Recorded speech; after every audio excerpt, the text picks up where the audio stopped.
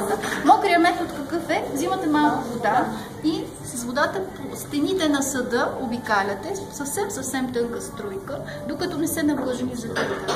Загрявате постепенно и не бива да се бърка. Докато като правите по сухия метод, може да си бъркате от време на време. Почвате да бъркате едва когато виждате вече стопяването на карамела. Нека си приготвим вино. Вижте с какво вино ще готвим. Гран кюве на Мигдалек. Това е за сладкиша, само най-добро. Само с 6 минути. За какво? За виното. 11. Ще забравя след малко. 2 супени лъжи са 30 мл.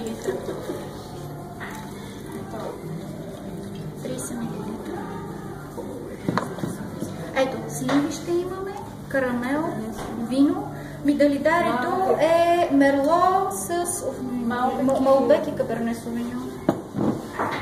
Последната седмица изобщо не виждам. Нищо става.